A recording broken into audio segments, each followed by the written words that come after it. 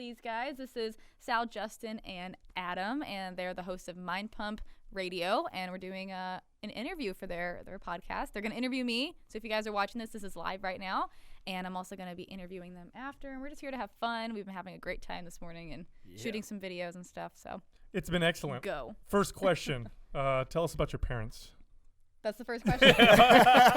We go right for the heart. No, absolutely. Let's go. Actually, that's a good question. Can we just get started? Yeah. Oh, okay. We might as well. This is how we roll. Yeah. Pretty much. Okay. Yeah, so, tell us about that. I want to know how you started, like how this all went down. Okay, so my mom's name is Linda. Hi, Linda. She's probably watching this video. Oh, hi, Linda. She's Linda. she's You did a good totally job. Watching. Yeah. My dad's name is Tom. He probably doesn't know what live video is, so not saying hi to Dad, but he exists. My mom is a teacher. Well, she used to be a teacher. She's a guidance counselor now. She's also part-time at working for me as my bookkeeper and just momager type deal. But she's awesome. She's Wait, she works for you? Yeah. Oh, that's that is. Do you guys get along that way, or? Yeah, we get along. So it's kind of like role reversal. Like if she messes up, you're like. It's not like messing up. Yeah. It's more like how does she balance mom and like working with me at the same time, because she's very much protective over like the finances and like trusting people. I'm like, well, now it's a business and it's not really trusting people, it's trusting that they'll stick to their contract and their NDA kind of thing. But yeah, she's amazing. How long now? How long has she been working with you? Only the last like year, maybe half so year. this is relatively new. Yeah, and she so just far so started good. doing it. She just started doing it. She's like, you need to keep track of your expenses better. And I was like, okay. And she like just started doing it. I was like, all right. If you think about it, like what better person to look after your finances than your own mom? Oh, totally. You know what I'm saying? Like they're the ones that are gonna be like, all right, listen. Yeah. All right, you don't need to buy the goat. Like that's a waste of money. You know what I mean? Like, what are you spending this on? No, but she started doing it, and then obviously it just turned into like too much for me to be like, okay, you can't just keep doing this for fun on the weekends. Like it turned into a thing where she was spending a lot of time on. So now she's working with me. That's awesome. Let's go back up on mom and tell me like give me something that she gave you as a child, like a life lesson or something that stuck with you into adulthood. Oh, totally. So my parents got divorced when I was around 12, and it wasn't like a bad divorce. It wasn't like I never saw them fight or anything, but she just I lived with her, my sister and I lived with her mostly throughout the rest of our lives, and she was like that independent woman, like completely just going after what she needed to do to make sure she could provide for us. She went back to get her master's degree in the middle of like the divorce and us moving and then us being in high school. Oh, she's a badass. Yeah, she's a super badass. So I've always just grown up with like the independent woman mindset because of her. Oh, wow. Yeah. She's Now, taught me a okay, lot. so that's definitely obvious. You can see your strengths that come from that. 100%. What are some of the challenges that have come from that, from having parents that split at that age and then being kind of having a woman that's really strong but maybe not have the male side so much? Yeah, I guess I totally can't, I guess, imagine it being different. I didn't struggle too much with it because I think I just didn't really know what was different. Again, the male figure in my life was never like super prominent. Like I saw my dad, I still see him and stuff, but it wasn't very like prominent and in your face. Like we have a really close relationship. So I guess just, I mean, maybe I'm like an intimidating woman to men. Luckily, I have a boyfriend who's not intimidated by me, but I guess that's very much still like a thing that happens. No, talk about this. I'll tell you what, that was when we met you. Yeah, That's last interesting night, that you would even say that. Right, Yeah. we had dinner, and when you meet a woman like you who carries herself that strong, I mean, I think it's impressive that you just came down here on your own. You act like it was no big deal, and I'm you were like, who are you bringing with you? I was like, no, buddy. Yeah, And you're so young. Right. I think that. So, talk to me about how you've dealt with that, probably turning off guys because it's maybe too strong for a lot of guys. Oh, I mean, before I met Brian, I met him back in December. I was single for like 3 years, and again, I'm like young, so it wasn't a big deal. But I was like, am I too aggressive or too maybe, I don't know what the word is, like too intimidating or whatever? Because a lot of guys are like, they want to be the alpha, they want to be like the person that's maybe taken care of. They're just insecure. Yeah, I mean, that's what it is, yeah. It's just like a societal kind of thing that men feel like they have to be. You know, that you're interesting. That's fascinating you say that. I mean, I trained a lot of doctors and surgeons when I had my wellness facility. And I had I had one female surgeon and a couple doctors. And all of them were single.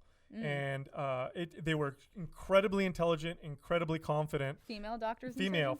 But they would tell me that was something that would happen. Guys would get intimidated because I think, insecurities. Like, if you meet a woman that's really confident and strong and makes more money than you, then maybe that means I'm weak or whatever. It whatever. kind of weird being like, you don't have to be the caretaker and like be the white knight or whatever, like take care of somebody. That's like a natural, maybe something men feel like they have to do as they grow up. But when you meet someone who's like already good and they don't need you, you're like, oh, well, okay, you're too much for me. Like when you want someone to want you, not necessarily need you, but when a woman needs you, it probably feels, it boosts your ego. That's right. And for the kind of people that need that. Yeah. So have you always been like an overachiever? Kind of, yeah. Like I definitely grew up like enjoying school. I loved it. I loved reading. I loved learning. I was in like high level classes and stuff. I didn't always have an easy time, like especially with sports. I did not have an easy time. I loved intellectual learning and I excelled with that pretty well, but I didn't necessarily excel in sports super well. So I would love it. Like I loved the learning. I loved the challenge. I loved the athleticism. Wasn't super good at it. Hand-eye coordination is meh. It's funny. I have a trainer I told you guys about. He trains me twice a week now. We do some like boxing with the I've seen your video. The bag. The bag. What's that like little? Speed bag. Oh, speed bag. I fucking hate that. It's just I'm so terrible at the hand-eye coordination It and takes like a lot of reps. he's like you got to do this and this and I'm just like I can't. And then I would do one and then like it would go back and forth a bunch. Yeah. And then I could never get it again and it would be so embarrassing. So I still he still has me practice, but it's just same thing with like lacrosse. I played lacrosse in high school. Catching the ball was the thing that held me back the most. I couldn't do it. Oh, the whole I was so cradling part? excited. That's really tough. Cradling is okay. Couldn't even catch the ball though. Like just hand-eye Well, coordination. that was my problem. So. Yeah. Do you think that made you better and stronger because you weren't the greatest at all those sports and maybe you probably had to work a lot harder? Totally. Yeah. Totally. I like felt like I had to try harder and I like forced myself to do more camps and then I would get a personal trainer and that like got me into the gym. My mom was very athletic growing up too, and my grandpa was actually a professional power lifter when like back in the day. Oh wow! So That's awesome. So you've got them genes in you. Yeah, I got the genes, and he was. Is it super the Irish excited. grandfather or the Italian grandfather? The Irish one. Yeah. No. He's so national. He was so excited when I started doing powerlifting. It was like amazing. But yeah, so she got me into the gym and it forced me to practice and become better so I can get better at the sports. Little did I know it wasn't really even the sports that I wanted to continue doing. It was the training and the getting better and the challenging myself was what I really liked. And the program that I got into for in high school was essentially to get better at being an athlete. So it was like a strength and conditioning program for kids in high school, all ages. So it was like some middle school kids. And now, some did you older fall high in love with school. it right away when you started doing this kind of training? Kinda. Like I liked the little group of kids that we had because I felt like I finally like was decent at something, and then the people in my little group became my friends. I didn't super love it. I wasn't like. Were you really popular in school? I was like that. There was like a weird person in between like the popular kids and It's the all right. not You ones. could say you were cool. No. I was She's not trying to be friends humble. I was like friends with the cool people, but I also was in like the nerdy classes and stuff. This is so what like, like a floater. And I'm picking That's up on how I this was. not because I think that's what you fit in terms of that, but it's almost like the way you're talking about working out, like you felt like you really fit in for the first time. totally. So before that, you didn't really feel like you fit into any particular group. Yeah, absolutely. Very interesting. Cool. So you fell in love with it. You're doing it. Your body. No, you didn't fall in love with it at first. At first, it was the group. Yeah. When did you fall in love with the training? I think I fell in love with the training when I started doing, I was in in college. I just finished high school, got into college, and I think I was really loving it. I realized that I loved it so much when I didn't go to like the regular college gym, and I literally brought my car in order for me to get a gym membership. So I was like very dedicated to fitness at that point. I loved training and I loved like making new workouts for myself, and it was just really enjoyable to me. So I think like the ending of high school and then into college, especially because the last year of high school I played lacrosse because I didn't get on the soccer team. So it was like the backup. Wasn't super good. Played the bench junior year. Senior year, I was like, I still want to be in the team, but I don't want to sit the bench the whole year, so I'll be the bookkeeper. So I did the books. And then I was just like, you know what? I would rather spend my time at the gym because I'd rather go do that and like be with that group and train versus like play around in the cold, wet field in Rhode Island, practice with the team and then not even play. So it just drew me, obviously, to go to the gym more. Now, a lot of time for a lot of people, when we find this kind of passion for working out, all of a sudden, where it's like, oh my God, I want to do this all the time. It's my favorite thing to do. A lot of times, it's motivated by, it's a new thing that I've never done before, or it could be, I like the way my body's changing, or it could be, like for me, what motivated me to really work out was based on my insecurities, my body image issues. I was a really skinny kid. So I fell in love with working out because I could change that. And it was this thing I could manipulate and mold. And did you find any of that for yourself? Yeah, I mean, I definitely was starting to feel a little bit insecure in high school. It wasn't super prevalent, though. It wasn't like I never had those stories where I was like, I feel like I'm looking at myself and I feel, well, I mean, a small bit, but it wasn't like a very prevalent part of my life in high school, I would say. But then in college, I did my first bikini competition because I was very like body conscious and I liked training and I did want to like look better. I didn't look bad by any means. I wasn't like overweight or anything. Always kind of healthy, focused on that. But I never nailed down the nutrition part of it. I always liked exercising, but nutrition, I would be a pretend flexible dieter and I didn't even know. I would eat egg white omelets and salads, and then I would also just like love Oreos and whatever the heck else I wanted at night, and then if college it fits your drinking. macros. Yeah, it was like by accident. Yeah. So it wasn't necessarily because of that, but I got into the competition because I saw a friend of mine do it, and I was like, oh my God, that must be like the secret missing link to like me getting to look the way I really, really want to. It was like the next level for me that I was Did like, you okay. feel like you needed the competition to motivate you to get to that leanness, or was it just the training and stuff for it that you were? I think it was like the nutrition for it that I was like, oh, this is like the magic piece.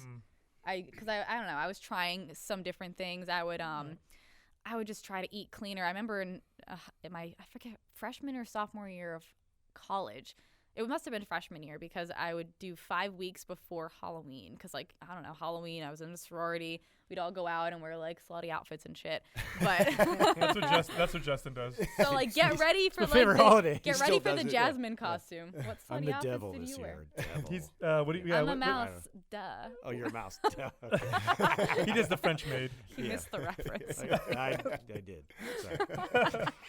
Uh, We'll connect here at some point. Yeah. Don't worry. Keep trying. Keep trying. Oh, okay. Well, back up. I tried to basically eat clean before Halloween so I could look a little bit better. And I was like, it worked a little bit, but not really. It was like a couple weeks, So I realized how quickly I could change by changing my nutrition. And I was like, oh, wow, this is the magic piece. It was a meal plan, though. And I did it was a 5-week prep for like my first little OCB show I did. So it was like, eat this, specifically. This is the same food every day. Was it the standard, tilapia, asparagus type of? Yep, it was. So you thought it was a missing That's the piece. formula. Little did you know you were about to embark on some horrible dieting stuff. Oh, some horrible shit. Yeah. Well, luckily, so it was only 5 weeks, and I realized at the end of it, I had no idea how to like get back to normal eating, but I was like, I don't fucking want to do that ever again. Like, I didn't get into the whole let me just eat clean forever because that's the only way. I like stopped after the show, and I was like, I don't want that anymore. That's terrible. I don't want to give up like things that I like. So that's when I found flexible dieting. And I was like, oh, this is the magical piece. And then I started doing that. And then I prepped myself for a show using flexible dieting, and it worked great. And I was like, this is great. And I would do the whole like, let me fit Pop-Tarts and candy and ice cream into a bowl. And like, oh my God, it magically fits my macros. And did all that. And then I did my second competition using flexible dieting. And that was when I moved to Los Angeles for the first time. That like the second show that I did was in the middle of the summer when I first moved to LA. So you're in Rhode Island at this point. Mm-hmm. You come to LA, you're doing the competitions, you're starting to be more aware of this whole world and, looking at yourself had to be a lot. A massive culture and shock. then you go to LA, which is like in Venice. Yeah. Right? Oh yeah. What was that like? Because like LA is like the root of all like insecurity. Like you go to LA and all of a sudden you're like, oh man, Vanity land. Was it like Vanity. That'd have been total polar opposites, huh? Was it that would that challenge you even more, or were you like, this is great, it's California? Kind of. I was definitely like naive and just gung ho to just be there. I did get there. I did my competition. I felt really great about myself, but I was in Venice, so it wasn't like Hollywood or Beverly Hills where everyone's an actor or a model. It was like weird people everywhere and like Dreadlocks. super diverse culture, tourists everywhere. I was a waitress on the Venice boardwalk on it, like Sweet. where there are crazy people everywhere, walking up and down every day, and it was just Thongs like, and holy roller crap. skates. Yeah. And our attire for the restaurant that I worked at was like whatever the heck we wanted. There was no, and then I also worked at a restaurant back in Rhode Island, and our attire, it was like a fine dining restaurant. I had like a button down and a tie, and they were like, wear whatever you want. And okay. There was this one girl that would wear like those Sophie shorts and like a crappy t-shirt. I was like, you like just wore What's your a Sophie? pajamas. What are Sophie shorts? Like those cottony shorts that like cheerleaders wear, I guess. Oh, yeah, They're just yeah. cotton I shorts. appreciate Yeah, that. you can get away with that. I appreciate those. What's wrong with that? I wear those all the time. Yeah, what? So you So move. yeah, what are you starting wear to those put together? casual Now, Friday. you're now over there. You've done this. You've done it a couple times, enough to get in competing shape. So you've seen yourself probably in the best shape I would imagine in your life. Mm-hmm. What things are you starting to learn about yourself, like in just your relationship with exercise and food? What are you starting to piece together at this point? Well, yeah. So this is where it will kind of take a turn for like the negative. So I did the show. It was great and all that stuff. And then in the middle of the summer, the show ended, and I had friends come to visit me in LA. I was like, oh my God, so fun. It was my birthday. And then all of a sudden, I catch myself eating this like bread pudding, and I couldn't stop. And then I would get another one. Wow. And then here it goes into like. Now, turning did you into have the awareness right then when it happened, or is this like you later, like looking back? Oh, I had it right there and then. Oh, Oh, shit! wow. So you- Oh shit. This is fascinating. So that was the summer that I started binging a lot. So it must have been probably, it wasn't that long and it wasn't as severe as other people, but it was definitely like binge eating a lot. I had like a little calendar on my bulletin board that said like this many days no binging, and like I would have to do that whole thing. Let me ask you this: when you're doing this, so this entire time you're doing it, you're writing it on your calendar. What are you thinking like while it's happening? Are you thinking like, this is weird, this is a strange behavior, I need to be more aware of it, or? I was very confused, number one, because I had heard of some people doing it, but they were the clean eating people.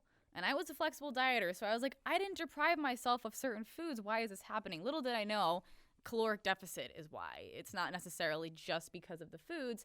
And it also probably was because of the flexible dieting a little bit more too, because like, Because I you're don't know, introducing those, sugar you're and- introducing those foods all the time. Hyper yeah, palatable. totally. Yeah. Those foods are engineered to get you hooked Oh, on them, man. and so when you're introducing them like that, and then you put yourself in a deficit, And then you get freedom afterwards. It's just like and a recipe for and that's disaster. really it. The root of it really is the mentality around food and the relationship with food. Because what happens when you do competitions, to a lot of people, not everybody, or when you treat food that way, even if it's flexible dieting, there's two gears that you have. There's either I'm on or now I'm off.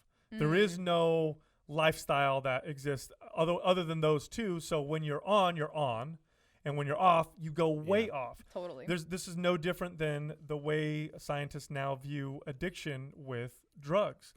In the past, or for most of the time, we've understood addiction, or what we thought we understood of addiction, was based on models of mice or rats being put in a cage and given the option of drugs or water and food. And of course, the rat goes back to the drugs over and over again until it dies. And we're thinking there's a chemical dependency. But now scientists realize that if you take that mouse and you put it in like mouse heaven or rat heaven, give it access to food and fun and sex and all these other things, and you give it access to drugs, very few of them become addicted. So it's not so much the substance, although that plays a role. It's also the environment or the state of mind that the person's in. And so when you're in that state of mind where I'm on diet or I'm off diet, when you go off, you go off.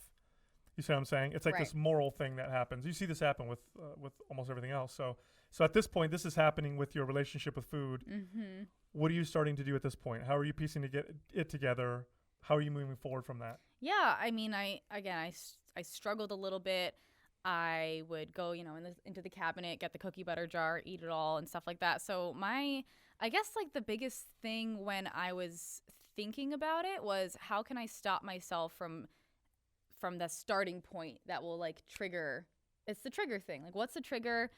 How can I, stop doing that? And the only thing, which is not something that I did because I wanted to cure myself, I started another prep. And that's not necessarily obviously the thing that you would do to cure that or fix that or whatever. But I was just like, that's the only way I know how to be motivated and stop doing this. So I did another prep. I probably started that 3 months after the last one had ended. And I was just like, you know what, I'm going to do this. And then that went really well. I did another one. I did another show. It went great.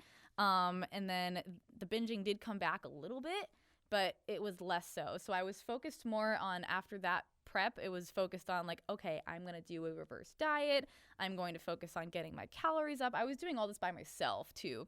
And I was like, I'm not going to binge. And even that mentality still being in my head, and the whole on-off thing you guys are talking about, it's very much so like off season and on season. So determining between the two, it was always very difficult, because that's where the freedom comes in. That's where you start to feel like you can do whatever, especially when you're focused on flexible dieting so much. So it was, I think I slowly was starting to like think about it being a lifestyle, but I didn't really know how to make it that yet. Now, what role, you're doing YouTube at this time?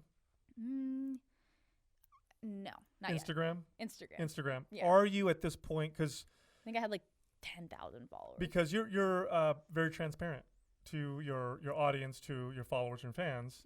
Were you transparent at this point with your Instagram?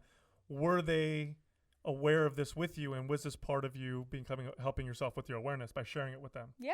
Excellent. Actually, Mhm. yeah. I was like very good about sharing. I remember the first time I shared it, and I was like terrified to share it, and I made like I bet you got Instagram incredible feedback. post. Oh yeah, all of the great People feedback. always appreciate that. Yeah, and you have like no idea now the amount of times that I've shared things that are like terrifying or struggles. I'm waiting for the feedback, because I know so many people are just going to jump on it and be like, thank you so much. But when you first do it for the first time, it's like, oh, I don't know what people are going to think about me, but it's so it's all your laundry out there for the world, you know. Right. It's like, it's One crazy. of our early episodes was on our motivations for when we first started working out, and it was all, I mean, we were all insecure at some point, you know, being the skinny guy or whatever, not performing, and we talked about it for an entire episode. Right. And it felt really good. Like doing this is very therapeutic. That's why I asked you if it played a role in you becoming aware of what you were going through. It definitely plays a role for us. But yeah, you're right. After we did that, I remember after we did that episode, I was like, oh man, I wonder how many people are going to hear that. And Even just doing YouTube and podcasting is therapeutic, talking about your stuff. absolutely. It's like you have a therapy session with either yourself or with other people. Yeah. And it allows you to just express that in a safe environment. How many shows have you done at this point where we're at right now in your life? Like, have you because you did 8 total, you said, right? Yeah. So are you 4 or 5 in? How many are you in right now? 3. Oh, you're just 3 in right now. Okay, so now as you continue on this journey and you start doing more shows, are you each time kind of picking up things and learning like this is good, bad? What are you going through as you continue to progress and you're learning about your relationship with food now and exercise? Yeah, totally. So there was a few things that I picked up the second time that were like good/bad. So the first thing that I picked up from my first like structured reverse diet was that the more food that you eat doesn't necessarily mean the more muscle you're going to build in your off season. So I had to go through like getting a little gaining a little fat, and I was like, oh, this didn't work. And then I also realized that the more food you eat in your off season doesn't necessarily mean the more food you're going to eat in your prep, because I had to get lower in my second prep, and I was like, I'm so confused. Like, why do I have to eat less? Because I did my reverse diet, and like it should have been magical. Like it should have just allowed me to eat more, but that doesn't necessarily happen. This was your 4th? This is the 4th. Yeah, I think your metabolism's now starting to react to all the shows. Totally. Yeah. Yep. And that was like the beginning of my metabolism reacting to the shows. It was just getting there. So I did 3 shows that summer. I did 1 national show I didn't place, 1 local show that I got an overall at, and then another national show that I didn't place at. So I was like, okay, like whatever. And then I started a really strict reverse diet again, and I stayed really lean. It was one of those where you would add like 50 to 100 calories or so every few weeks, stayed super lean, even got like a little leaner after the first show and started like looking better because I was filling out. And I did it very strictly, and I was tracking everything, and I was still into tracking everything. I was very I was living alone. I'm new to LA again, so I didn't have too many friends, and I was just like, I have no reason to go out and eat something off my meal plan or my macros or whatever, because I don't have that many friends. And I was like, I don't have a boyfriend, I don't have date nights, like none of that. So I was just like, why would I go? You came out to LA all by yourself, or did you have family there? I had so the first summer that I lived here was just for a summer, and then I met people at my waitressing job. Oh, so wow. when I moved out for the second time permanently, Man. I had that like couple friends. That must have been a huge growth period for you. Oh yeah, That transition. totally. Especially because I'm kind of like introverted and I won't necessarily just go meet people. I'll be like, I am in the same space as you, but I'm not gonna talk to you. I don't know. I was terrified to meet people. So at which contest did you start to really put this together? Is it at this point where you're like, okay, my metabolism's reacting a certain way, I need to... Yeah, and I knew I wanted to do the reverse diet thing too. However, I also that year entered the bodybuilding.com spokesmodel search. So here it is. I finished my competitions in July. August comes around, September comes around, and then you apply to the spokesmodel search, and I got in. So you need at least double the time that you prep to go back to homeostasis at least. I never did more than like 4 months. So 3 months or so went by. I applied, started dieting again for the spokesmodel search. And I specifically remember that winter. It was over the holidays. Again, I was in LA. I didn't go home for the holidays. I went in between because I still didn't have a lot of money. And I was like, it's really cheap to go home between November and December. I'm going to do that instead of go for the holidays. And I hung out with my friends for the holidays. I like made cauliflower mashed potatoes for Thanksgiving. And I had like that and turkey and vegetables. And like, that's it. Tracking all that for Thanksgiving. And I was like, you know what? It makes me feel good. I'm going to do that. And I'm like prepping for this bodybuilding.com spokesmodel search. And I remember specifically for that, it was like an 8-week prep for that in the middle of the winter. And I specifically remember when my body just stalled and I was like so fucking pissed. I was like, are you kidding me? Like, why do I have to do this? I remember being so angry that I did like fasted HIIT cardio in the morning because I was like, why isn't this working? So you're pushing harder and harder Yeah. to get it to respond, which is exactly It's the only way to go from there, the opposite. Right? Yeah. What's happening is, and you said something like it should take you twice as long to come out of your prep as it does to go in, or something like that. Well, like if you prep for 4 months, at least 8 months off. So I've heard that, and people have repeated that a lot of times. But that's a number that is, I think, just given by coaches that they found. It's just like a. The interesting thing is if your body learns to adapt to become very, very efficient, especially through repeated exposures to sub-calorie diet and lots of energy expenditure, you start to develop adaptations that last much, much, much longer. I would imagine. No different than when you lift weights or try to build cardio. I'd imagine coaches say that so they can get their clients back into a prep. It depends on the person, but if you start some to notice, coaches just don't know too. That's what I dealt That's with right. a lot. I mean, a lot of the coaches that I talked to when I was going through the NPC and IFBB, I kept thinking that as I moved up the rankings, I would meet like these just really brilliant coaches that were giving really good advice. And a lot of it is, passed down kind of bro science from one coach to the next. Because if you take anybody for 12 weeks and you restrict them by 500 to 1,000 calories a day, and you tell them to do cardio for an hour a day, 2 times, They're going to change. Yeah, their body, you're gonna get lean. It's what you're doing to that metabolism, and then what happens afterwards. That I don't think a lot of them are really talking to these girls and guys afterwards. I met a lot of men's physique and bodybuilder guys that couldn't figure it out, and they go in the off season, they put on 40 pounds. Right. It's like so bad, and none of that is good weight. I mean, literally, you're maybe getting 10 pounds at most if you're anabolically enhanced of muscle, and the other 30 is all bad weight. and it's funny because we will refer to it as a damaged metabolism or my metabolism's broken, but in reality, your body's doing exactly what it's supposed to. Super efficient. Yeah. It's becoming very, very efficient. It's doing a good job of doing it, but it does so by down-regulating receptors for certain hormones, which then your body produces more of those hormones to try and give you the same effect, and you get this kind of cascading effect. You get in women a progesterone estrogen imbalance that can happen. Many women will lose their period or won't menstruate. I lost mine for a while. Yeah, and so and by the way, that is a very obvious. And I know we're on your channel and you have a lot of female fans, and for those people who diet and want to compete, like that is a clear sign that your body is getting very adapted to becoming efficient. Not necessarily a bad thing, but kind of is, especially if you keep. Well, doing Amanda, that. did you notice any other signs? Were you going through, like, did you notice like sleep or energy, Hair or loss, hair, or skin? Did you anything nails? else you go through? No hair loss or anything, but definitely energy, definitely the sleep, especially last year. So back kind of like to the timeline thing. So the spokesmodel search happened. That was in January. Took 2 months off. Gained 10 pounds in like the 2 months. So I was like, I'm going to do a little bit of a bulk before, because I had planned on starting this prep. Because I was like, I'm taking my YouTube channel seriously. I'm going to do this prep. I'm going to document the whole thing. I had this whole like elaborate plan.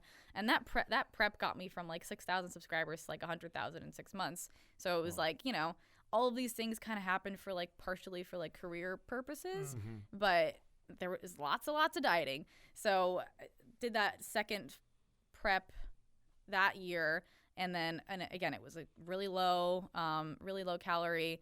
And then I like lose the timeline, but the prep this past year was the worst one, and it was very low calorie. I would like take naps after I woke up and ate my breakfast in the morning, and it was just my energy was super low. I felt like brain fog and all of that stuff. No hair loss or anything. And I also wasn't doing that much cardio. Like my coach took more of like the lower calorie, less good. cardio approach for the adaptation purposes. So, and that's rare. That's very that's rare. rare. He's a very smart coach. He's so, not so nuts. obviously you had a good Forward coach. thinking. Right. Yeah. Yeah. He's a very good coach. So, and he kind of just flowed with what I knew was my best career moves at that time. And he's really aware of my health and aware of the after. He's not one of those people that leaves their clients after they're done with prep. So it wasn't that bad with the cardio, but definitely like the low calorie messed with my energy a lot. But I was just like, I'm going to keep doing it. Did you notice any digestive issues through this process? Yeah. Wow. I had some digestion problems.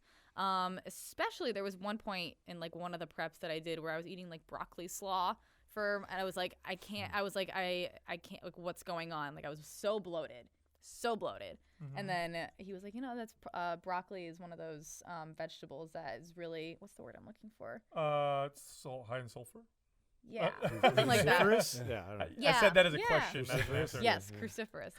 That's the word. Yeah. So what happens is, especially through hard training, is you get this hyper-inflammatory response, and the gut becomes inflamed. That's your gut response to everything.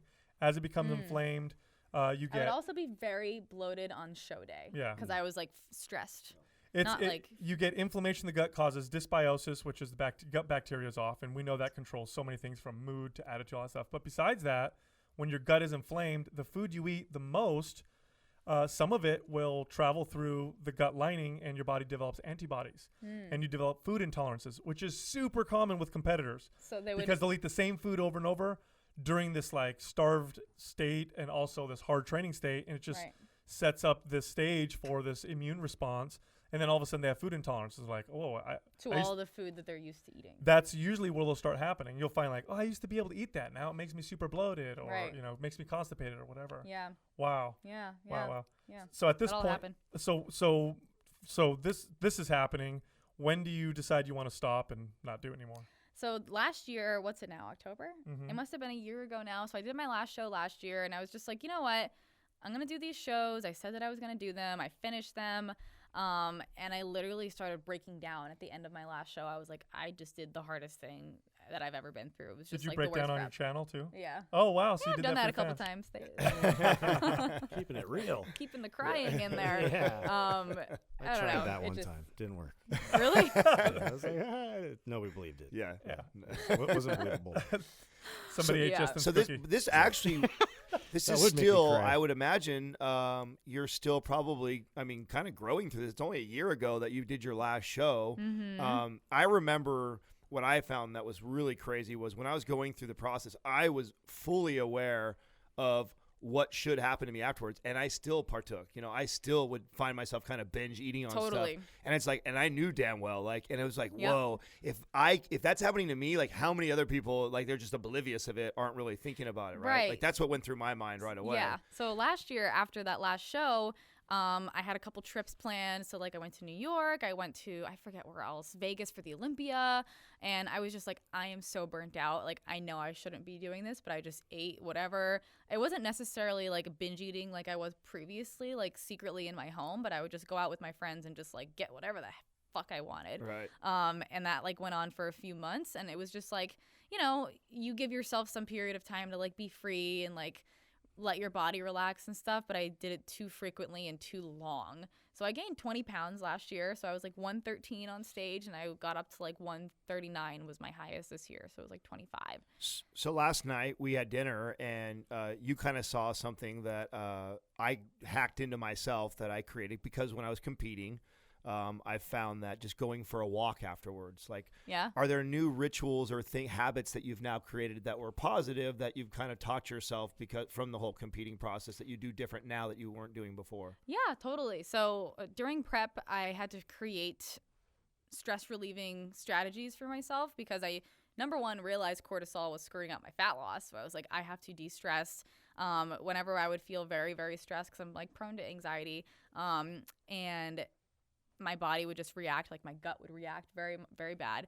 So I learned how to meditate and read and relax. So I started meditating because of prep. Still not one to do it super consistently, but I do know every single time I do it, and it's one of those things that I'm working towards doing it daily. So it's not something that you can just do to fix your stress. It's something that you can do to prevent it from happening frequently and more strongly for yourself. So that's definitely the number one thing that I've learned how to do since competing. Yeah. Anything that you still kind of struggle with, like that you maybe see yourself catching bad patterns or habits or kind of starting to go back to? Do you ever notice anything? Yeah. Let me see. There's definitely, I guess, some just food focused stuff and then training focused stuff. So mindset behind training. Now it's not fully there, but like my goal is to just feel good with how I'm training. I'm still getting out of the mindset of like, I will do this to look better versus I will do this to feel better. I'm like so getting there. I'm definitely on the other end of the spectrum more so now, but doing things for the motivation to look better is definitely a competing mindset thing that I have to You're get out of. moving very quickly. Yeah. You Trying. yeah. Well, no, you're moving. So this I surround myself with good Hyper people. aware. That's and you know what? I will say this. We've said this all the time. Maybe you can chime in on this, but since we started the podcast, I grow at 10 times the speed I did before. Oh my God, yeah. Same thing Yeah, for you? totally. Yeah, maybe because we talk about it so much and we talk about ourselves, and all but then the the people we feedback get to meet. people- Well, yeah, yeah, giving you the and stuff. minds that you're hanging around with. I mean, it's always nice to meet other really growth-minded people and then listen to their journey and the things. I think we pick up something from every interview that we do with somebody. Yeah, totally. So out of all the things you're doing, the YouTube and the podcast, where is most of your focus going right now? Are you really trying to put a lot of energy in the podcasting arena more? Like where are you thinking business-wise right now? Yeah, so I mean, the podcast this year didn't require a whole lot of my energy. Like it was easy. I live in LA. It's easy to meet people. It's easy to just do it. And then I have like an editor and someone who does the blog posts and stuff to get it up there. Haven't focused on growing it too much in podcast realm. Like I've done podcast interviews, and I think like you guys said earlier, that's like the number one way to get exposure for podcasts. So I'm trying to do that more. But this year was like so much growth and change and transition and like stretching myself with business, my own physical fitness goals, my mental wellness goals. I can move to a new place. I got a new boyfriend. There's all these things like new businesses, obviously the podcast, my coaching clients. I started a fundraiser with a couple friends for Pencils of Promise. So, like there's all these things that I'm doing this year for like building purposes. So I'm like laying foundation for stuff this year. Do you ever feel overwhelmed at all with carrying all that? Yeah. What do you notice in yourself when you see that coming? Do you like the way that I react Yeah. to So there's like, interestingly enough, I talked to Jordan Syatt the other day on a podcast, and he works for Gary Vee. You know the trainer Gary Vee, yeah. And he told me that Gary, he won't physically show his stress to other people when he's overwhelmed because it doesn't allow anybody else to feel good about the situation. Like it just makes it worse. I'm the opposite. I make sure everybody knows that I'm stressed. Which is probably healthier. Let's be honest. Yeah, I let everybody know. Sometimes I just get really overwhelmed Like and flip anxious. over desks and chairs. Yeah. Just not feeling it today. Yeah, it's just one of those things where I kind of just get really overwhelmed. I make sure everybody knows. I have to talk about it. I have to have a plan of action. If I don't have a system in place or a support system in place, because I've hired a lot of people this year for my team, so I'm like, there's only so much bandwidth you have to do the amount of things that you're doing. Yeah. And then delegating to other people is important as well. So when I kind of realize I'm getting there, it's either like something has to give or I have to put something else into the system, like another person. Do you have any mentors or anything business-wise, like people that are really helping you with this right now? Yeah. So I hired Lewis Howes this year, and we started in January. He has this mastermind program that's 25 or 23 of us or something like that. And it's a year-long program. Essentially, we just get together 3 times a year. We'll do calls once a month with each other and just talk about what each person is either struggling with or going through or needs support on. I have learned so much from that group this year. It's like absolutely crazy. Not even just business strategy and practical stuff, but just mindset around business, mindset around life. It's not just about business growth, but it's about personal growth and the impact you're making on the world. So not even just Lewis, but Lewis is really good at bringing together amazing people. So the people in the group, we've all like really been able to. You have to expand on. I just what I find so fascinating about that is someone at your age to make the decision to make that type of investment. Yeah. I don't know what the fuck. Let's talk about that. You're Like, so mature. I'm sure a lot of I'm mean, in sure a a lot good of way. people watching right now or listening right now probably don't know how much that costs. I know it's not cheap to do that at all. It's a major. No. Probably could have bought a car instead. And you didn't go buy yourself a car. You decided I got to a new Honda Civic though. But I mean, let's talk about that. Where did that come from? Where did you, I mean, who I would have never thought to do that at that age. Like I would have gone and bought myself something if I had those kind of funds. So who instilled that in you to reach out and continue to grow yourself like that? That's a good question. I think my mom, again, was very much so. I'm always been very practical because of her. I've always not really been materialistic. Like, things to me don't really mean a whole lot. So the thing that sparked my interest in the program was that throughout the last year or so, not this past year, but 2016, I was growing my business just on YouTube. And I realized last year, like, I wasn't really an entrepreneur. I was just doing YouTube, having sponsorships, did really well with just promoting my sponsors and vlogging. And it wasn't really promoting so much because I was just vlogging and living my life and they just showed up. So it was really easy for us to have a great relationship. And I wanted to take a step back from making so many videos every week. I was like, I don't want to really vlog that much anymore.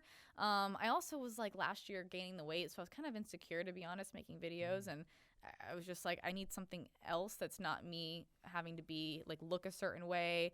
People were starting to like, call me fat and shit on YouTube all the time in the comment section. YouTube's so great, isn't it? Oh my It's God, the YouTube best. trolls are the What's worst. up, Thank you guys. guys? Yeah. Hey, Shout everyone. out. I'm just Not kidding. the people Yeah. watching are nice. Troll Yeah. 69. You know who you are. No, No, really no. though. YouTube can be tough like that. Talk about that. What was that? We shared on the show. I mean, it was the one time I got emotional on the show. It was when we first started. I got like a lump in my throat. It was like our first It was brutal. our first non 5-star review that was left on Ooh. our show. Oh, no. And it was totally directed at me. And like Aw. I remember like that feeling the first time that happened. It hurt Like, my totally feelings. singled What them did they out for say? no reason. I don't even remember. Well, here's the worst. He gets so mad. No, the worst part about it. Here's what happened. This is why it was. He hated it so much It was because awkward. it wasn't a bad review on Mind Pump. It was a great review on me, a Yeah. great review on Justin. Yeah, Everybody's they great. loved us apparently. And then Yeah. Adam sucks. Like, get rid of Adam. He sucks. Wow. Just like it must be an angry old girlfriend or had something. to be but an it just hit me ex-girlfriend. right. Yeah, no. Yeah. I don't think I have. Literally, I've been. I've You the know, things that friends, they say that like hit you right where you're already insecure and yeah. you're like, Yeah. Well, Which- you know what? That's so- why you grow so fast. so- Have you? And that's yeah. that's where I was heading with that was, what it was a major eye-opening thing for me to realize, like, whoa, like I can't believe that affected me like that, and it pointed out my own insecurities. Totally. Do you touch on this like in your influencer groups and stuff that you teach? Do you guys get into this? I don't think my students in particular are people who are really just getting started, so they're totally not in the realm of like being bashed yet.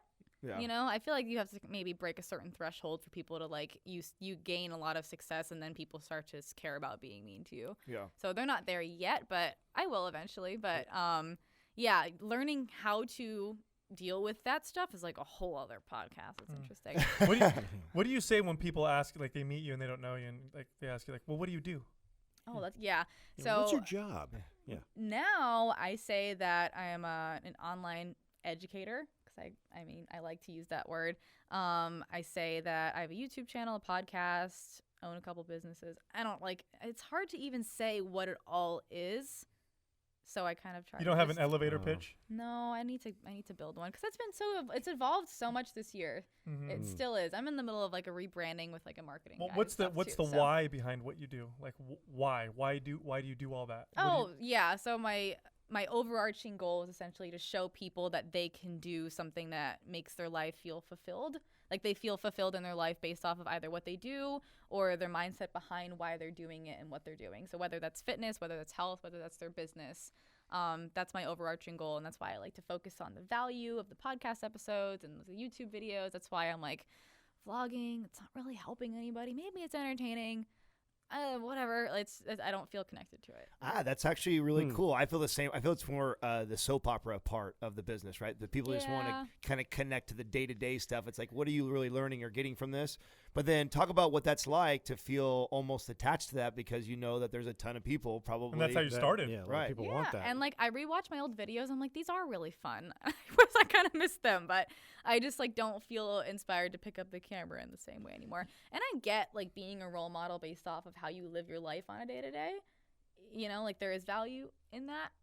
Like seeing how someone lives versus like just talking about topics. Mm-hmm. Yeah. It's like you can really see what you're doing and what the other person is doing, and then how they live and how you live.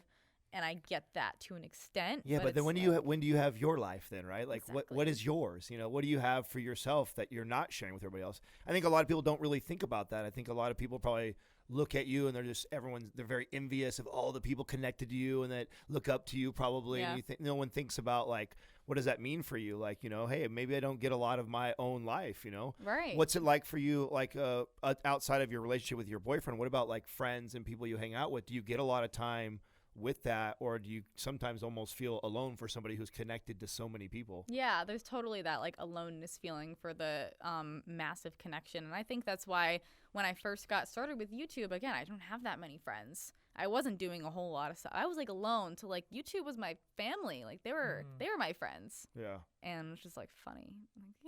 Yeah, but that's where it came from, and that's why I like was so excited to do it every single day. And now that I've kind of like built my life and I have businesses, family, friends and family. I live with my boyfriend, but friends and family I probably could be way more connected to if like taking steps back from like what I'm doing during the day with business stuff. Yeah. I probably could spend more time with them and talking to them and being more connected to them. Yeah. So yeah, there is that struggle of like, I want to show my life still, but like I also have a really great one now and I kind of want to keep it to myself. Not in like a selfish way, but just well, no, it has to. you be. know, it's necessary Yeah, for and it's mental not, sanity. and it doesn't even matter if it's selfish. It is. I mean, you have to. You know, you can only pour from a full cup. Yes. You know what I'm saying? That's what I've been learning a lot. And that's a very important thing to understand, because as much as I'm a parent, so I have 2 kids, and it's very easy to fall into the trap of being a martyr for your kids. But the reality is, I'm not going to be a great dad or the father that they deserve if I don't take care of myself. If I'm not my best, then they're not going to get my best. Absolutely. So it sounds counterintuitive, but you have to focus on you so you can focus on everybody else. Absolutely. We talked a little bit about this earlier when we were getting coffee, but I want to ask you here on the podcast, are you what drives you to do what you do? Are you driven by inspiration and by your passion, or are there other things? In other words, can you find yourself, are you able to do things you're not necessarily inspired to do, or is that like death? I used to be able to, because I thought that I had to do everything on my own. I didn't know anything about teams. I didn't know anything about outsourcing. I didn't know that I couldn't just hustle and do all like heavy effort, heavy grind, heavy hustle. I was just all in on the hustle, and I had no idea about anything else. Like I would work just in the morning and all the way to the night. And again, like not really a whole lot of life outside of that. And I was like building, and I was okay with that until I, again, realized how much more there is to life. And I was competing was building my YouTube channel. Things were going so well. My Instagram was growing. I was connecting to a lot of different people, and it was just going well for that. And the grind was the only thing that I really knew. So now that I am able to take some steps back, I'm really motivated by time. Like quality time with people. Quality time is my love language. I don't know if you guys do love language tests. Have you ever done it? I've read the book. No. Yeah. What's So yours? I think I'm a touch guy. I'm. You know, I'm You a definitely are. receive gifts. Yeah. You're a gifts? Yeah. Gifts is my I like last shiny things. So. Ah, Yeah, interesting. Hence why I said that's why I was so impressed that I remember getting to a point where I had that kind of money, and I know mine stems from as a child I didn't have a lot of money at all. We were poor, and so when I finally got to a place where I could buy things for myself, it wasn't until I was in my late 20s that I really started to reinvest into my personal growth and education. Right. So I find that really fascinating that you did that early, but I also know too that mine's stemmed from my childhood of wanting shiny things. Yeah. Interesting. Is one of them a communicator or something like that? Words of affirmation. There you go. That's me. Cool. Yeah, for sure. So Interesting. you're a Quality time. quality time. Yeah, so quality time is important to me in terms of being able to have the time to spend the quality time.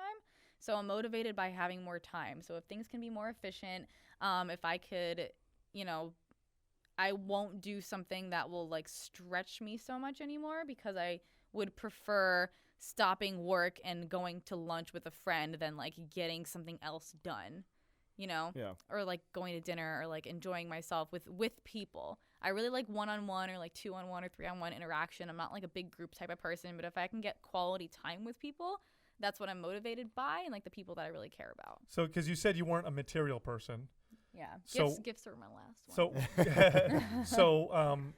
Do you have do you have a good concept of money, or for you, is it more like, I love what I do and this is great also, and then sometimes I'll go on vacations?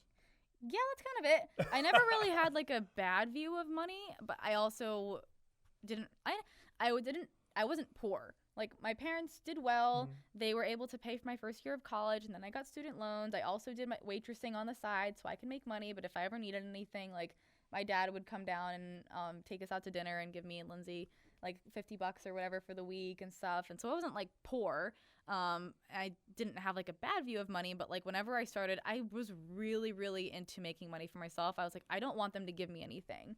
Like, at some point in the middle of like early freshman, sophomore year of college, I was like, I don't want you to give me stuff. I want to like work for it. So, what was your question? Original question? So some people like. Oh, the money question. Yeah, so like, because when I first, when I was 19, I was managing gyms. So I had staffs, 30, 40 people working for me. And I was making six figures, and this is back in 1998. So it was a lot of money, but I didn't have any concept of it because I lived at home. I didn't buy things. I don't care about things too much. Right. I just loved what I did, and so it was just like, oh, cool, I'm making money, and I just put it in the bank. It was like it's like it wasn't an a big after deal. effect, right? Yeah.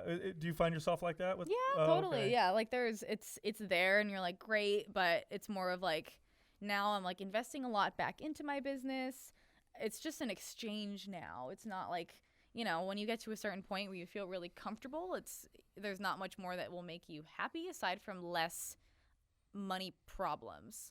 So once you hit a threshold where you have minimal problems living, I feel like after that is where it's kind of, I mean, for me anyway, personally, it's kind of like, it's an after effect, and it's more for increased growth. So like, the more you can make, the more you can invest back in it, and the more it can be better, and the more you can build better relationships, and the more time that you can have, and, you know, like investing into things that will give you more of like whatever you're motivated by, whether it's time, whether it's like, some people are motivated by, I forget what test it is, but someone said there's like time, challenge, money, and like something else. So some people are very motivated by It's like the Facebook survey I just filled out.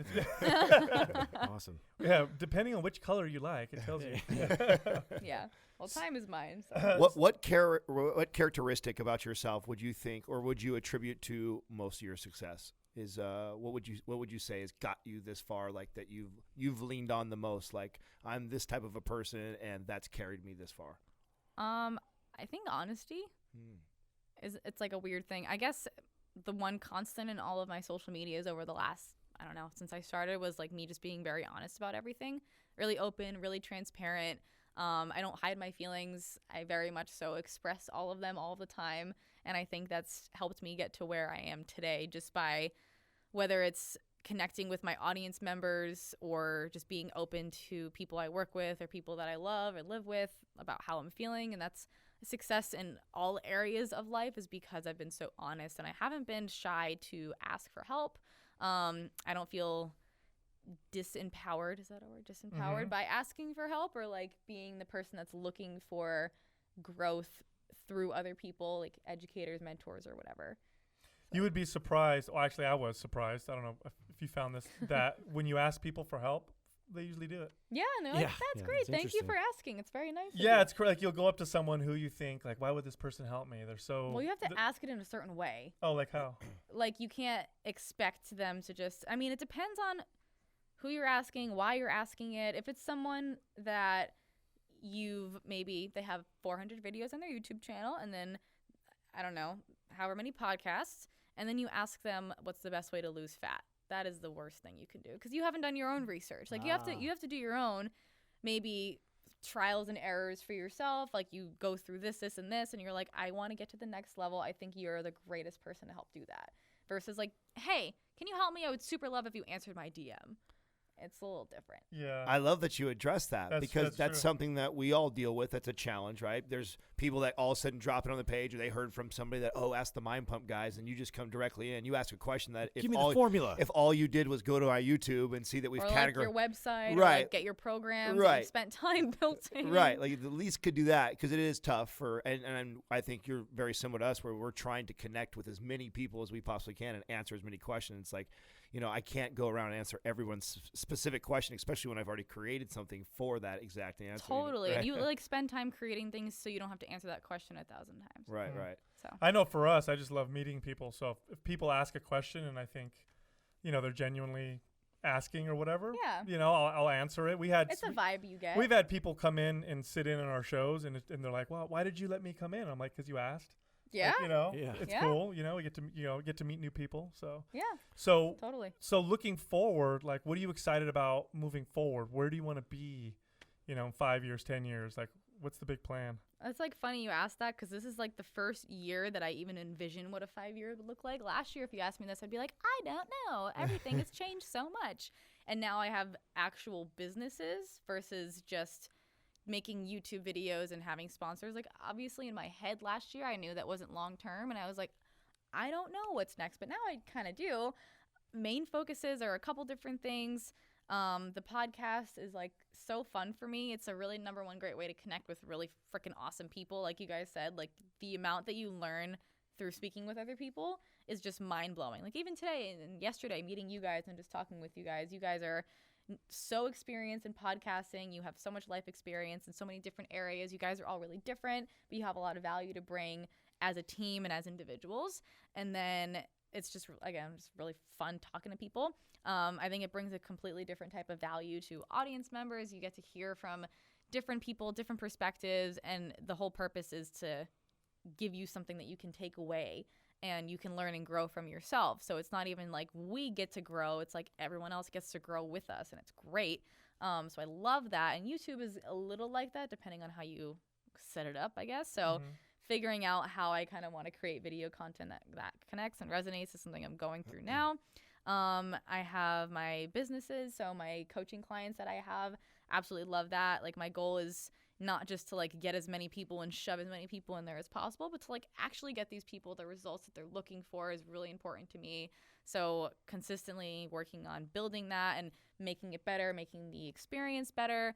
I just had a live event this last weekend, and it was just the experience for these people.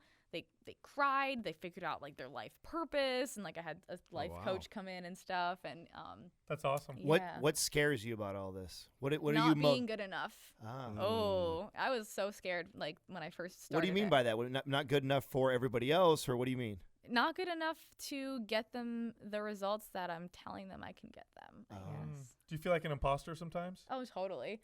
Only I know that I've had success for myself, but I know so many people have success for themselves a little bit and then they go coach people, and I don't want to be that person, but I know that my heart's in the right place, and I know that I have the right resources and the right drive to make sure that I do everything I possibly can to make it the best program ever.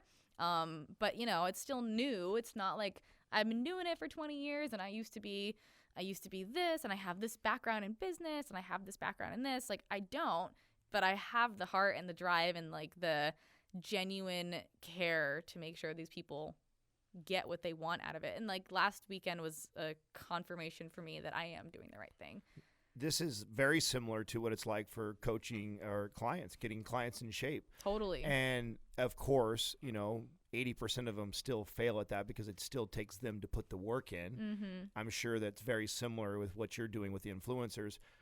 Do you already have to kind of have conversations with yourself around I need to be understanding that that's going to happen and not beat myself up over it and stuff? I actually totally compare it to fitness coaching, because I completely am aware of when you are a fitness coach, you can be really great, but someone also still might not get results, because even though you're really great and what you're giving them is really great, and maybe you've given them everything in the whole entire world, but they still might not succeed for whatever reason within themselves. So I like comparing things to fitness and fitness coaching, because they connect a ton. Right, a lot of parallels with that for sure. And again, being the coach, I remember having to kind of figure this out. And then you also get better at, I think, setting the table, right, for them, the expectations, right, giving them better perspective on, all right, listen, you're not going to just turn on your Instagram or your YouTube and all of a sudden you're going to have 500,000 people. It's going to be hard. You're going to go through this. Like, is this a lot of stuff that you guys talk inside the class and stuff? Oh, yeah. Very cool. It's like a intensive program, so they like are very aware that it's not going to be some magical quick fix.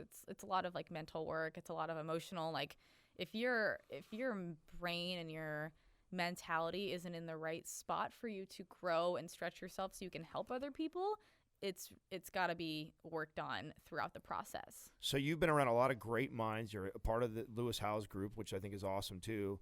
Single best business advice you've gotten? Oh, so hard. Invest in a coach.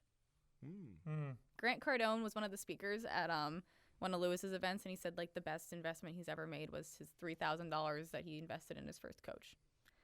It just helps you accelerate way faster than you would if you try to just figure it out on your own, because we all want to.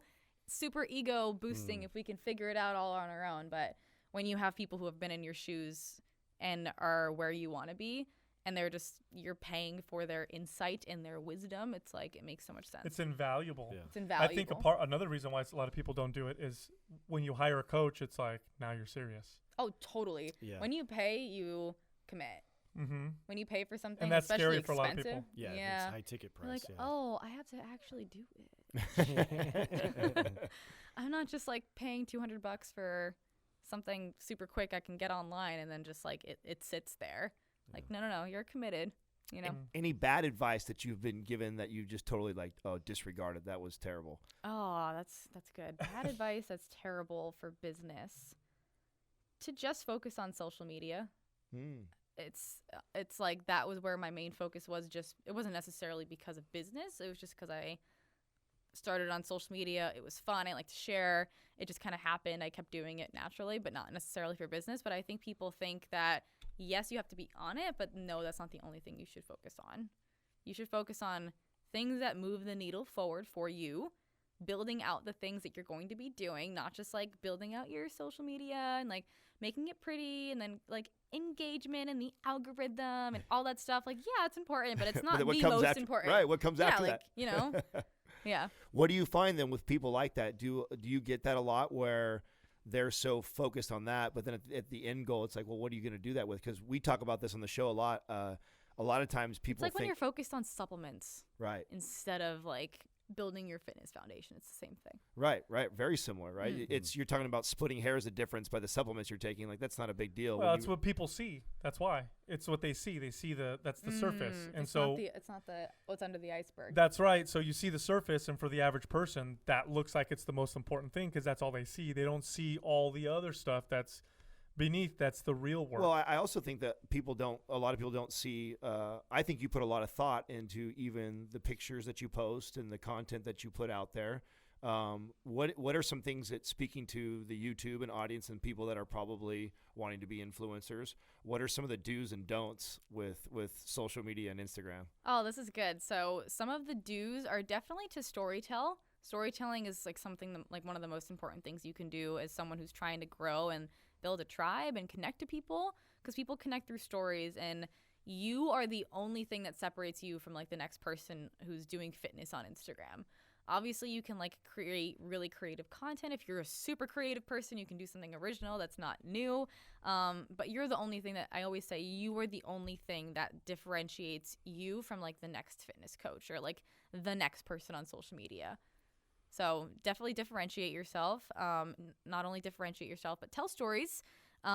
Things to not do is, again, just focusing on the wrong things, focusing on only doing it for the likes and the engagement, but like making the impact is more important than the amount of followers and likes that you have. So people are just like, how can I get more and more likes? I'm like, what? Are you doing anything with them? Like, what are your people liking your stuff for? What are they getting out of it? What impact are you making? Because it's not even just about the followers anymore. Like, yeah, having followers helps you get more opportunities because people see it as a status symbol now. Like, even you guys are like, oh, it's a great opportunity to get you on. Like, what, you know, it's like, it's not just a status symbol, but you're just connected to a large amount of people. Out right there. Oh, snap. I was like, no. But the impact that you're, like, if you're small and still growing, focus on, like, how can you make the few people who are already following you lives better? Because if you're just an extra person that's just, like, posting pictures of themselves, emojis for captions, there's not like a whole lot of substance behind what you're doing, you're not going to make it in the long game. Like you're just going to, well, do you just want attention? I mean, is that why that's the thing. People have to ask themselves, like, why am I doing this? For attention? Because if you just want attention, that's easy. Totally, but if you want to turn it into business, or if you want to help people or whatever, attention's easy. Attention is very, very easy. I mean, I can't tell you. There's pages that have, I know pages with 250,000 followers on Instagram who will try to sell a product or a program that they're put together and will get no response because their followers literally could give a shit. All they care about is liking their pictures. I want to marry you. Yeah, that's about it. Well, if you're also intending to start a social media to build a business, what are some of the things that maybe were good investments for yourself, like to get started? Like, do you use like a better camera for like photos? Is there certain like stuff that you use for YouTube that's worked really well for you for someone who's just starting to get started? Yeah, I think in terms of cameras and stuff, honestly, like if you're gonna get started with photos, like an iPhone is pretty good. If you don't have an iPhone or an Android, like turn the HDR on your iPhone or whatever, and focus on really good lighting and focus on all that stuff. Having a good camera totally helps. Having someone take photos of you who you trust that can take good photos, that knows angles, that knows lighting, that's definitely the biggest game changer for attention and marketing purposes. Because if you're taking shitty photos, like no one's even going to see your stuff. Yeah. Like no one's going to click on it. No one's going to find it.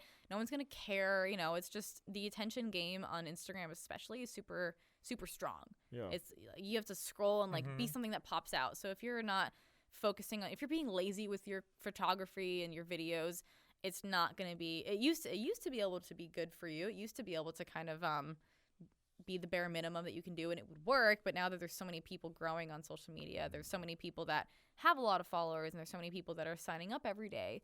So it's the attention game. Now, do you follow a lot of like the new apps that are coming, and do you find it important to use Snapchat and Twitter, and like what do you recommend for people? I think it's important to use Instagram stories. I think it's really freaking important. Yeah. If you're using Snapchat, that's cool too, but Instagram stories, if you use it, it's like the poor man's vlog. I heard someone say that once. I was like, oh, that's good. But vlogging, I think, is super connective and emotionally connective because you get to see what people are doing right now. You get to see their faces. They get to talk directly to you. And I think a lot of people forget that they should like talk to people. You should speak to your people. Like you have to talk to them, not just like take a photo of your sock. That's cool socks. By the way. Like I'm wearing Chucks. You went I extra hope that fancy this, today. Yeah, he doesn't normally do that. So like instead of you just taking your photo of your Chucks and hope that people who like Chucks will also connect to you, talk about something that connects to them versus just taking the photo and being like someone's gonna scroll through. I think a number one, Instagram stories helps with the algorithm. Instagram wants you to use it. If you use all the features, even better. I think Instagram stories is super important. And then Twitter is cool still. I think it's hard to connect all the social medias together. You can, but you have to like be intentful and strategize how you do that. Strategery. Strategery. I think I was I trying made to that say up. that, but I was like, I'll make it up for you. Yeah, George Bush. great. Do you personally have favorite platforms that you use for one, just because you like to use it, and or two, ones you find convert to money better than others? Email list converts. The best. That's it. Everybody says that from everybody. Yeah. Everybody says that. You'd say. Well, I did so interestingly enough, I did a launch that was like a very marketing style launch where we did email list stuff, but I also did Instagram and social media posts, and like I did YouTube video stuff. I'm almost positive, almost like 75% of sales came from the email list sequences versus me posting and telling people about it. I also spent a lot of time with that launch, hyping it up months and months before. I had a Facebook group that we would answer questions in about the program. I made videos showing what I was doing with it. But if you're doing digital stuff, it's really hard to like visually show your experience with it. It's like, I'm on my computer again. Here's another thing of me working. It's kind of just hard to show that. So I did talk about it. You have to do like dramatizations, like Lego stuff. Like, hello. This is what I built out today. Yeah, seriously. Yeah. But definitely focusing on like hyping it up and building it up and being really excited about it on your own social medias is great.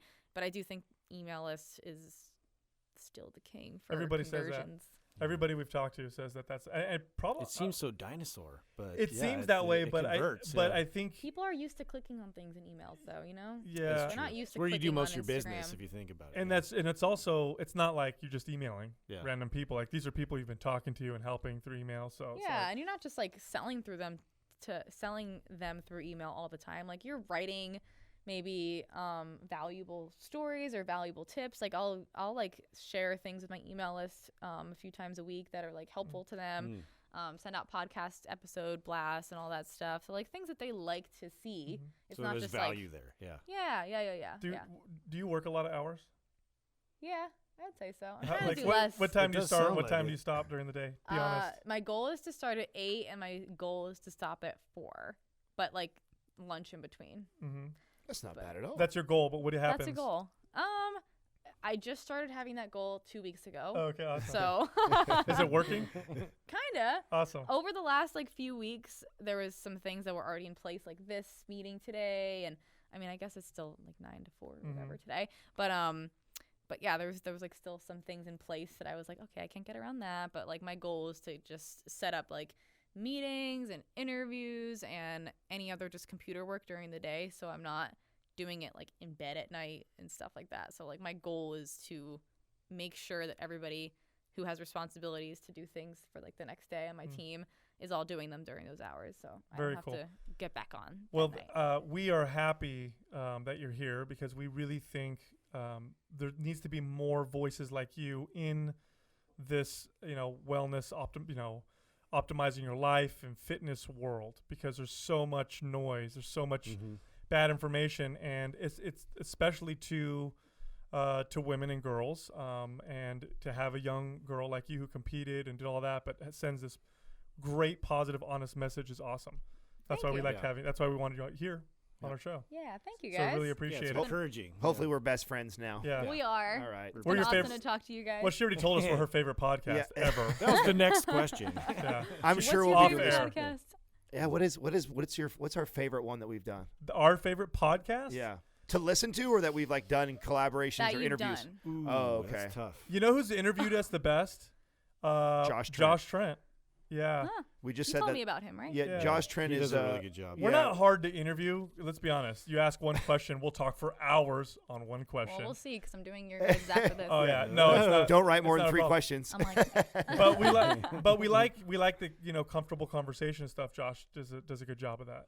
Whereas other interviewers are like, next question. I think And what's it's like more, not even related. I to think the- what's more important than who is like, because I think you're right. I think it's the people that understand that when you're interviewing someone, especially it's just like interviewing you right now and talking to you, you have a lot of good stuff to say. So I Yeah. don't have to talk a lot. All I have to do is ask a couple of questions, and you probably have, Facilitate.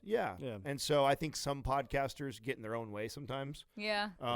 Especially when they have guests that can carry it. Now, mind you, the challenge of being a great podcaster is being able to go the other direction when you have a guest who doesn't have a lot You to have to carry contribute. the or whole doesn't- thing right? for You got to 'em, carry the whole. Totally. So, but How long has that happened to you guys? Like, how often? Rarely. Yeah, No. it's, Well, there's 3 of us. No, there's so. there's Yeah. 3 of us, True. and There's power in that. and our interview style is very much like I'm asking you the questions I want to know the answers to. Yeah. Right. I don't think about, and this may be a bad thing, but I don't necessarily think about my audience like, what do they want to know? Like, I'm having a conversation with you. I want to know these things, and luckily it works out in the way that sounds more authentic, and we have better conversation Totally. rather than Yeah, I we're better not ask her. reading questions that Yeah, we built I need ahead to of ask time. her this, and I need to ask her this, and then I better ask. Right. It's like you'll be talking about your mom, and then I'll want to know why, based off of that story, why something else, and it's just what I want to know. Totally. Yeah. I can see that. And that's how I like listening to podcasts too. I'd rather them be like, you don't know the direction it's going to go Right. in, and then it kind of just Oh, you- happens, and it's easy, and you just stem off of each other, and it's fun. Well, Yeah. if Way any more of your natural that if way. any of your Yeah. viewers come and listen to our show, I promise you will have no idea where the show's going. It's a It little should- more Many raucous. There should be a little bit I'll of a have to warning warn with that you, for yeah. sure. Many times. So Watch out. yeah, I definitely think that this will be a regular thing. I mean, I tell you what, we're only a plane flight away. We go down to LA all the time, so I'm It's sure a we'll. quick hour flight. Yeah, that's right. I'm Yeah. sure we'll do plenty of collaborations in the future. I was super excited to have you here.